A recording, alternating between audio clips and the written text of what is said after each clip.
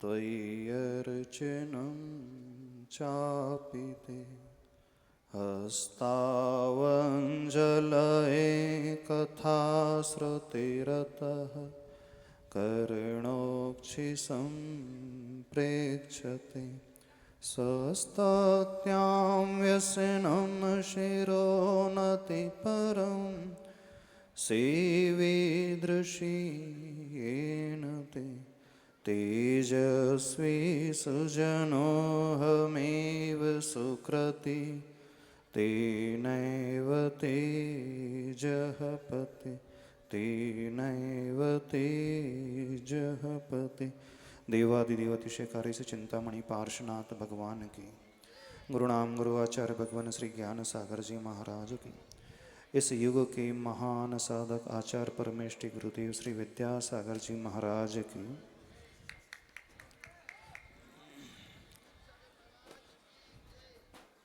आज का दिन शरद पूर्णिमा का दिन सभी लोग उस बालक विद्याधर के जन्म दिवस के रूप में मनाते हैं, लेकिन हमारा प्रयोजन अपने अपने स्वार्थ के लिए होना चाहिए। जब भी हम किसी महान व्यक्ति को याद करते हैं तो फल की प्राप्ति हमें स्वयं होती है, न कि उस व्यक्ति के लिए होती है। एक सीधा सा प्रिंसिपल आता है, लॉ ऑफ एसोसिएशन, साहचर्य का सिद्धांत। व्यक्ति जिसके साथ एसोसिएट होकर के चलता चला जाता है वो बिल्कुल वैसा ही बनता चला जाता है। हम सभी लोग आचार्य भगवान को बहुत बड़े महापुरुष के रूप में जानते हैं, श्रद्धा सहित मानते हैं, उनके दर्शन करते हैं, उनकी पूजन करते हैं, उनका सानिध्य भी पाने की चेष्टा करते हैं, कोशिश करते हैं। लेकिन जो व्यक्ति सही रूप में उनके साहचर्य को पालेगा, उनकी सन्निधि को पालेगा, नियम से मान करके चलना, आचार्य भगवान का औरा ही कुछ इस प्रकार का है, उनका आभा मंडल ही इस प्रकार का है कि उस रेंज में आते ही हम भी भीतर से बदलते चले जाएंगे। हम भी अपनी बुराइयों को छोड़ते चले जाएंगे कि आचार्य भगवान का सर्वांगीण जीवन जो है स्व के लिए कभी रहा ही नहीं, पर के लिए ही रहा है। बहुत विरले व्यक्ति होते हैं जो अपने को छोड़ करके दूसरों के लिए सोचते हैं, दूसरों के लिए कुछ कहते हैं, दूसरों के लिए ही चलते हैं, दूसरों के लिए अपने शरीर का प्रयोग करते हैं, दूसरों के लिए अपनी प्रत्येक इंद्रियों का प्रयोग करते हैं, दूसरों के लिए अपने ज्ञान का प्रयोग करते हैं, दूसरों के लिए अपनी सामर्थ्य का प्रयोग करते हैं। हर व्यक्ति को शरीर मिला है, हर व्यक्ति को इंद्रियां मिली हैं, हर व्यक्ति को ज्ञान मिला है, हर व्यक्ति को सब कुछ मिला है, धन मिला है, वैभव मिला है। लेकिन दुनिया में रहने वाले जितने भी लोग हैं वो अपने प्रत्येक इंद्रियों का प्रयोग करते हैं तो मात्र अपने लिए, अपने शरीर के 8 ही अंगों का प्रयोग करते हैं तो अपने लिए, अपने धन वैभव का भी प्रयोग करते हैं तो अपने लिए, अपनी शक्ति का भी प्रयोग करते हैं तो अपने लिए, अपने ज्ञान और बुद्धि का भी प्रयोग करते हैं तो अपने लिए। यानी व्यक्ति अनादि काल से रहते रहते इस प्रकार का आदी हो गया है कि उसे अपने अलावा और कुछ सूझता ही नहीं, उसे कुछ दिखता ही नहीं। आप लोग भी यहां पर बैठे हो, लेकिन जब मन में यह बात आ जाएगी कि हम महापुरुषों के सन्निधि में आएंगे और उनके अनुसार कुछ करने की कोशिश करेंगे, जो जो वो निर्देश देंगे, जो जो वो संकेत देंगे, तो हम उनके लिए नहीं करेंगे। इस बात को समझने की कोशिश करना। हम उनके लिए कुछ भी नहीं करेंगे, हम जो भी करेंगे स्व के लिए करेंगे, अपने लिए करेंगे, क्योंकि फल की प्राप्ति उन्हें नहीं होने वाली, फल की प्राप्ति हमें होने वाली। आपने आचार्य भगवान की बहुत अच्छे से महापूजा की, भिन्न भिन्न पात्रता को अदा करके आचार्य भगवान की भिन्न भिन्न योजनाओं को लेकर के, चाहे वो पूर्णायु की हो, चाहे मूक माटी की हो, चाहे प्रतिभा स्थली की, चाहे भाग्योदय की हो, चाहे हथकरघा केंद्र की हो, चाहे कोई भी योजना क्यों ना हो, आप लोगों ने 8-8 द्रव्य चढ़ाए और एक एक योजना को उसमें जोड़ते हुए 8-8 द्रव्य चढ़ाए। आप लोगों ने इतने अच्छे से पूजा की, उस पूजा का फल क्या आचार्य भगवान को मिलेगा? बताओ।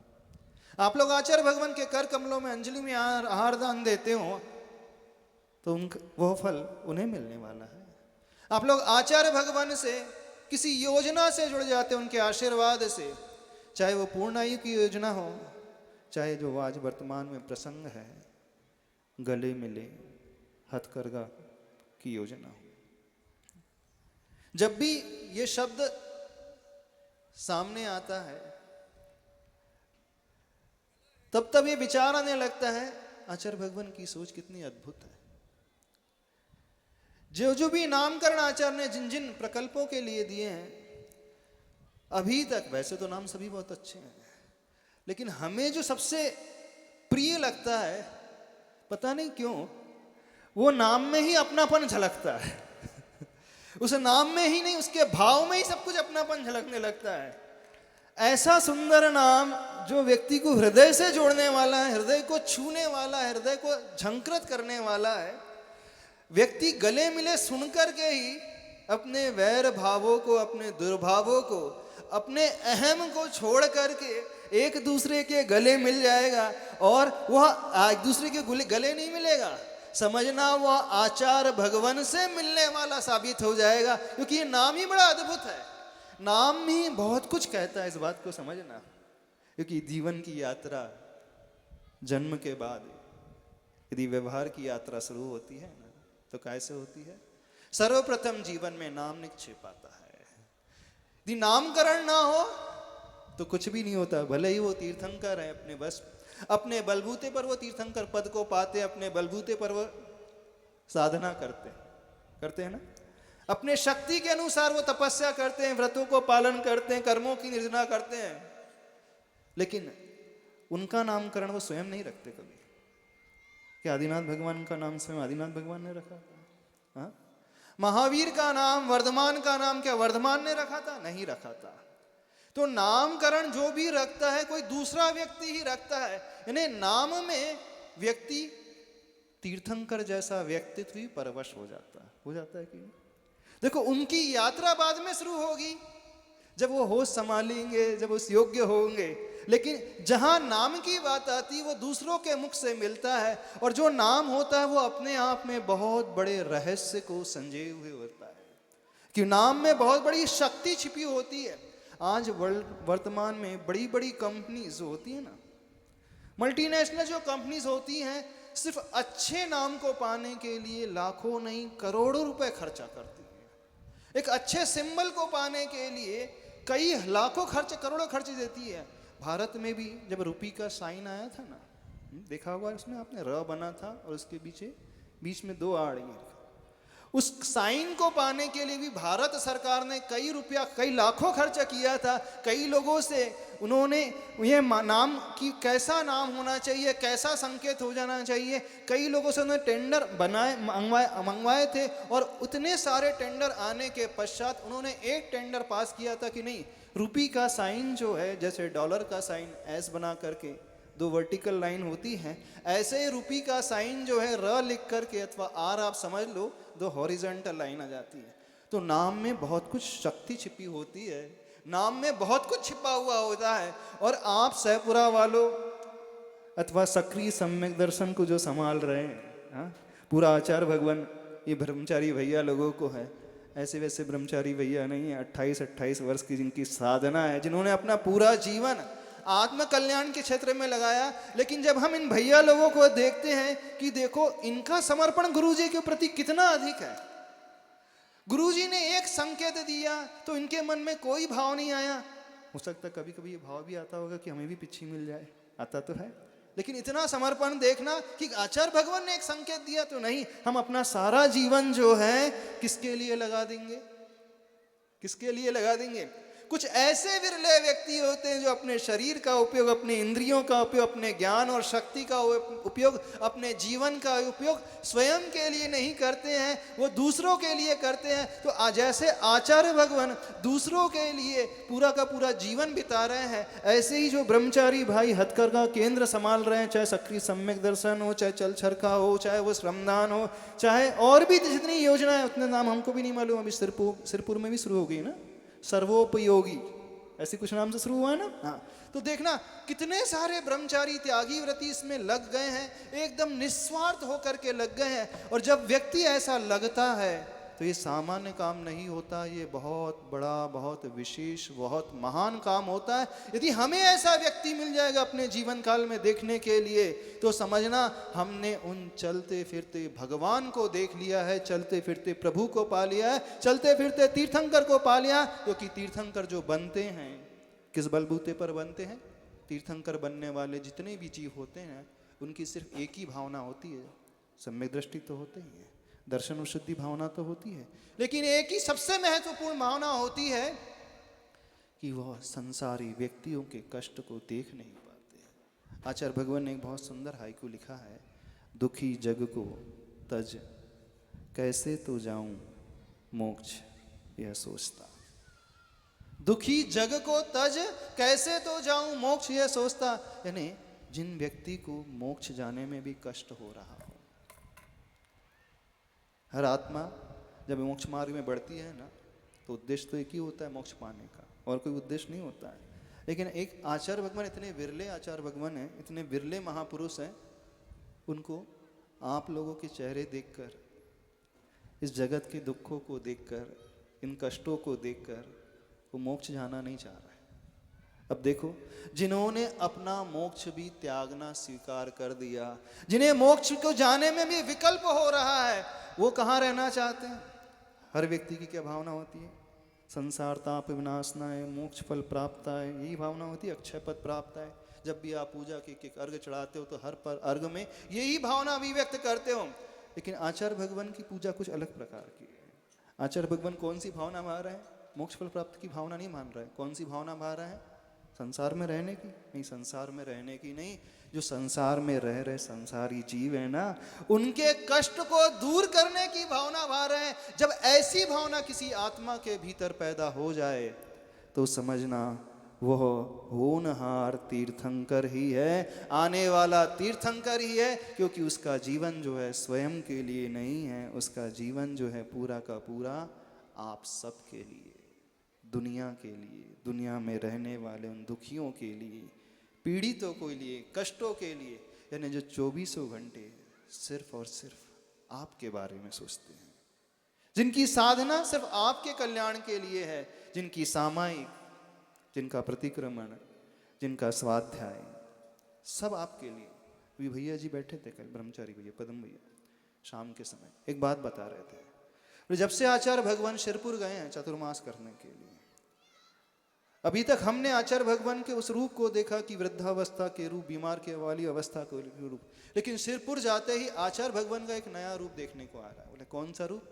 जब आचार्य भगवान की दीक्षा हुई थी ना, 68 के बाद उनकी जब दीक्षा हुई थी, उस समय आचार्य भगवान अपना बहुत सारा काम जो है उस लेखन कार्य में बिताते थे। और सिरपुर में भी आचार्य भगवान पुनः उसी अपनी ऊर्जा को लेकर के, उसी भावना को लेकर के, न जाने नए नए शास्त्रों को लिखने के लिए दिन रात लेख कर रहे हैं। जैसे ही 5 मिनट का भी वक्त मिलता है तो आचार्य भगवान उस 5 मिनट को भी जाया नहीं करते, पेंसिल उठा लेते हैं और एक छोटे से पेपर में कुछ अनुवाद कर लेते हैं। छत्र चूड़ामणि ग्रंथ का वो उल्लेख कर रहे थे कि वो कुछ अनुवाद कर लेते हैं, हाइकू लिख लेते हैं, कुछ भी नया पद्य बना देते हैं। किसके लिए? हाँ, अपने लिए नहीं, आप सबके लिए। और आचार्य भगवान की प्रसन्नता बड़ी देखते हुए बन रही थी। भैया जी कह रहे थे ऐसी प्रसन्नता बहुत वर्षों के बाद देखने को मिली है, ऐसा स्वास्थ्य बहुत वर्षों के बाद देखने को मिला है, ऐसा जीवन आचार्य भगवान को देखने कई वर्षों के बाद मिला है। जब ऐसे वाक्य सुने तो दिल एकदम गदगद हो गया कि देखो हमारे गुरुवर, हमारे होनहार तीर्थंकर, हमारे आने वाले भगवान कितने अच्छे हैं। अब वो सब आपके लिए सोच रहे हैं। और जो इस बात को हम कह रहे थे कि उन्होंने आप लोगों के लिए जो नाम दिया है, गले मिले गले मिले ना। इतना ही नहीं है, और क्या दिया है, लोगो भी डिजाइन हुआ है। क्या सिंबल दिया है, अपनापन। दिख रहा होगा यहाँ पे लिखा, अपनापन, यानी नाम में ही अपनत्व झलकता है। उसका देखना स्लोगो, उसमें 2 हाथ हैं, कभी वो फोटो देखना, एक बायां हाथ है, एक दायां हाथ है, और उन 2 हाथों में एक चरखा है, उन 2 हाथों में वे अभाव में रहने वाले जीवों की वो तस्वीर है। देखो वो 2 हाथ अपने दोनों हाथों का प्रयोग किसके लिए कर रहे हैं, मात्र आहार लेने के लिए नहीं कर रहे। किसके लिए, आपके लिए, वो आधार देने के लिए कर रहे हैं। जब किसी महापुरुषों का हाथ आगे आ जाता है, किसी को बचाने के लिए, किसी को ऊपर उठाने के लिए, किसी के दुखों को दूर करने के लिए, तो मानना उससे बड़ा व्यक्तित्व कोई नहीं होता। तो आज हम सब इतने सौभाग्यशाली हैं, इतने महान व्यक्तित्व का समागम हम सबको मिला है। और यह शरद पूर्णिमा, ये दिन एक अलग ही प्रकार का दिन है। तो उस बालक विद्याधर ने जब जन्म लिया था, तो हो सकता है दुनिया वालों ने नहीं सोचा, लेकिन महापुरुषों का एक लक्षण होता है, जैसे जैसे उनकी जीवन की गाड़ी बढ़ती चली जाती है, जैसे जैसे उनकी साधना बढ़ते चले जाती है, जैसे जैसे उनकी उम्र बढ़ते चले जाती है, वैसे वैसे उनकी विशुद्धि, वैसे वैसे जगत के उपकार की, कल्याण की भावना बढ़ते चले जा रही है।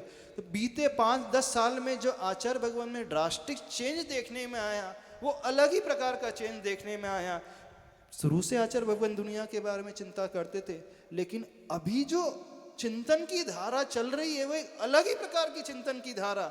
यानी आचार्य भगवान के हृदय के एक एक कोने से वो चिंतन की धारा, दुनिया के कल्याण के लिए, आत्मा के एक एक प्रदेश से वो चिंतन की धारा, सिर्फ आप सबके कल्याण के लिए। जब ऐसे आचार्य भगवान हम सबके बारे में सोचने वाले हैं, तो आप और हम क्या कर रहे हैं, बताओ? कुछ कर रहे हैं कि नहीं कर रहे? क्या कर रहे हैं? बस एक बात सोचना, हम अपने गुरुदेव के लिए क्या दे सकते हैं, जिन्होंने हमें सब कुछ दिया, जिनकी बदौलत सबको सब कुछ मिला। कोई भी व्यक्ति यहां पर ऐसा नहीं होगा जो ये नहीं कह सकता कि आचार्य भगवान के आशीर्वाद से उन्हें कुछ नहीं मिला। आचार्य भगवान के आशीर्वाद से, आचार्य भगवान के सानिध्य से, आचार्य भगवान की सेवा से सब कुछ मिला। चाहे वो आर्थिक संपन्नता हो, चाहे वो व्यावसायिक संपन्नता हो, चाहे वो ज्ञान की संपन्नता हो, चाहे वो शारीरिक स्वास्थ्य की संपन्नता हो, चाहे समाज की संपन्नता हो, किसी भी क्षेत्र की संपन्नता की बात करें तो हर क्षेत्र में, खासकर बुंदेलखंड की समाज ने बहुत ज़्यादा प्रगति की है, बहुत ज़्यादा उत्थान किया है, और इसमें सारा का सारा योगदान है तो आचार्य भगवान का योगदान है। तो आचार्य भगवान ने जो सब कुछ दिया है, तो हमारा कर्तव्य बनता है, क्या कर्तव्य बनता है, हम उनके लिए नहीं अपने लिए देना चाहते हैं। जैसे आपने कहा, पूजा आप गुरुदेव के लिए नहीं कर रहे थे, पूजा आप अपने उस पुण्य को कमाने के लिए कर रहे थे। तो ऐसे ही जब आचार्य भगवान की जो सपना है उससे आप जुड़ोगे, तो समझना आप आचार्य भगवान से नहीं जुड़ोगे, आप अपने उत्थान के लिए उस संकल्प से जुड़ जाओगे। और वो एक ऐसा संकल्प एक दिन इस दुनिया के लिए अद्भुत शक्ति के रूप में साबित होगा। भविष्य में जब भी इतिहास लिखा जाएगा, तो वो इतिहास अवश्य गौरव गाथा गाएगा कि एक ऐसा महापुरुष है जिसने जीवन अपने लिए नहीं, दुनिया के कल्याण के लिए जिया। बस अभी इतना ही कहना चाहते हैं। अभी समय हो रहा है, आगे का कार्यक्रम है, दोपहर को 1 बजे से बड़ा व्यस्त कार्यक्रम है। तो उस योजना को अपन बहुत अच्छे से समझेंगे, आचार्य भगवान के संकल्प को, आचार्य भगवान की भावना को, और आत्मसात करने की कोशिश करेंगे। बोलिए आचार्य परमेश गुरुदेव श्री विद्यासागर जी महाराज, परम पूज्य निर्यापक